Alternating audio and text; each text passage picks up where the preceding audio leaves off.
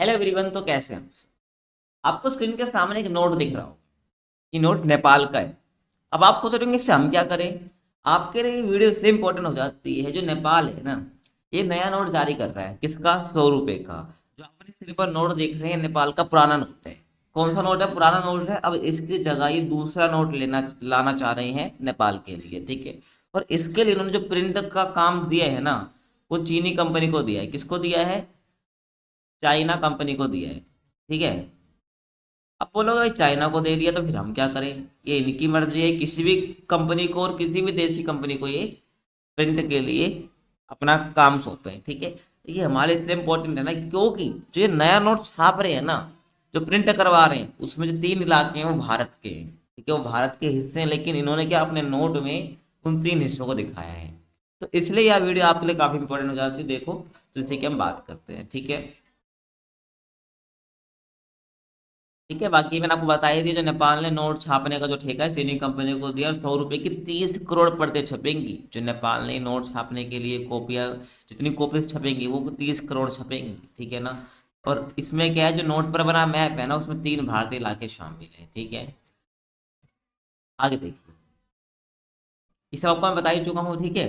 और जो टोटल खर्चा आ रहा है ना, 30 करोड़ प्रत्यय छापने में 75 करोड़ भारतीय रुपए का खर्चा आएगा। अगर हम भारतीय रुपए में देखें, रुपीज में देखें, तो टोटल 75 करोड़ रुपीज का की लागत आएगी, ठीक है। यानी कि हम कह सकते हैं 100 रुपए का एक नेपाली नोट छापने की कीमत कितनी है? करीब 2.5 रुपये है, ठीक है, भारतीय रुपए में। तो चीनी कंपनी को ठेका ने दे दिया है। और चीन के बैंक नोट प्रिंटिंग और मीटिंग कॉरपोरेशन कंपनी को नोट छापने का ठेका मिला है, ठीक है। आगे देखिए, ये नोट आप देख सकते हैं, उनका पुराना नोट है नेपाल का, ठीक है। अभी नया नोट उन्होंने क्या जारी किया है।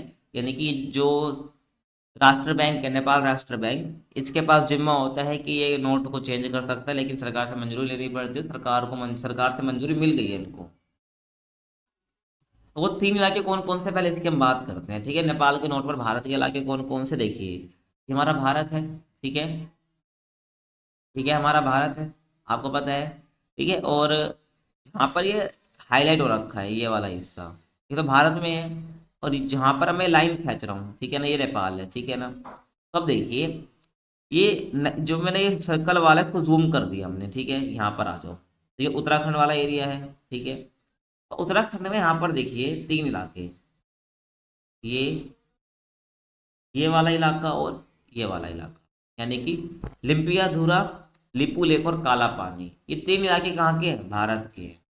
लेकिन नेपाल ने क्या करा, अपने नोट में जो नए छपने वाले हैं, नए प्रिंट होने वाले हैं, जैसे लगभग जिसके 30 करोड़ प्रति छपने वाली है, कॉपीज छपने वाली हैं, उसमें उसके मैप में ये 3 इलाके शामिल हैं, ठीक है ना। और ध्यान रखना, 35 साल से विवाद चल रहा है इन एरिया को लेके, ठीक है, नेपाल और भारत के बीच में। और कहीं ना कहीं इसके पीछे चीन का ही हाथ है, ठीक है। तो आप देख सकते हैं नेपाल है, ठीक है। ये क्या है? नेपाल है, ठीक है। ये नेपाल है भाई, ये नेपाल है। और यहाँ पर हमारा भारत का हिस्सा है, ये यहाँ पर इसकी सीमा है, ठीक है। तो यहाँ पर जो ये इलाके हैं, इसको क्या अपना मानता है? नेपाल। ये 3 इलाके आपको बता दिए मैंने हैं। ये रहे इलाके, ठीक है, नेपाल और भारत के बीच में, जिसको कहे अपना हिस्सा मान रहा, अपने नोट में दिखा रहे, जो छपने वाले, ठीक है। आगे देखिए, और नेपाल ने क्या, 18 जून 2020, ठीक है, इसकी न्यूज़ भी आपने देखी होगी पहले। तो 18 जून 2020 को देश का नया पॉलिटिकल मैप जारी किया था, नहीं, नया राजनीतिक मानचित्र जारी किया था इसने। क्या इसमें लिपू लेक, लिम्पिया धुरा और काला पानी को नेपाल का हिस्सा दिखाते, जो मैप जारी किया है। जैसे भारत का मैप है, उसमें हम सारे स्टेट दिखाते हैं जो भारत के हैं, ऐसे नेपाल ने जब अपना नया पॉलिटिकल मैप, इसमें सब स्टेट को दिखाते हैं, वो जारी किया, जिसमें भारत के 3 हिस्सों को भी दिखाया, ठीक है ना। और इसके लिए नेपाल के संविधान में बदलाव भी किए गए, चेंजेस भी किए गए, संशोधन भी किए गए नेपाल के कॉन्स्टिट्यूशन में। मतलब भारत सरकार ने कि नेपाल के इस कदम को एक तरफा बताते हुए इसका विरोध तो करा था, ठीक है ना। तो इन्होंने नया पॉलिटिकल मैप जारी किया था, और ये 3 इलाके भारत के अपने मैप में दिखाए थे। आगे देखिए, अब ना यहाँ पर ये हम भारत और नेपाल की सीमा की बात करते हैं, ठीक है। जो भारत की सीमा लगती है नेपाल से, ये कैसे अलग होती है? देखो, 2 नदी से क्या है, भारत और नेपाल की सीमा तय होती है, ठीक है ना। अगर मैं नेपाल के पश्चिमी साइड की बात करूं, ठीक है ना, तो ये हमारा नेपाल है, ठीक है। नेपाल के पश्चिमी साइड बात करूं, तो यहाँ पर काली नदी, ठीक है। तो काली नदी जो है, ये पश्चिमी साइड से सीमा तय करती है, ठीक है। नेपाल की जो पश्चिमी सीमा है वहाँ पर काली नदी है, तो वहाँ पर, और भारत के पूर्वी साइड में, ठीक है ना, तो यहाँ पर काली नदी के इनके लिए एक सीमा बनाती है नेपाल और भारत की, यानी कि अलग करती है। और नेपाल के पूर्वी साइड की अगर मैं बात करूँ तो यहाँ पर मेची नदी, ठीक है ना, तो ये मेची नदी है जो कि यहाँ पर सीमा बनाती है। तो यहाँ पर, तो मेची नदी के इस साइड वाला पार्ट और काली नदी के इस साइड वाला पार्ट, ठीक है, तो ये पूरा क्या है, नेपाल वाला एरिया है, ठीक है। तो ध्यान रखना भारत नेपाल की सीमा है जो आपको मैंने बता दी है। आगे मैं बात करूँ, अंग्रेज जो थे हमारे टाइम में जब भारत गुलाम था, ठीक है, अंग्रेजों का यानी उपनिवेश बना हुआ था भारत, तो अंग्रेजों और नेपाल के गोरखा राजा, ठीक है ना, पहले नेपाल में गोरखा राजा थे जो कि 1816 की मैं बात कर रहा हूँ। तो अंग्रेजों और नेपाल के गोरखा राजा के बीच 1816 में हुआ सुगौली समझौता, ठीक है ना। तो कौन समझौता हुआ था, सुगौली समझौता हुआ था, ठीक है। इसमें काली नदी के जरिए क्या है, भारत और नेपाल के बीच सीमा तय की गई थी, ठीक है ना, समझ आ गया। तो सुगौली समझौता आपको ध्यान रखना है। अब आगे देखिए,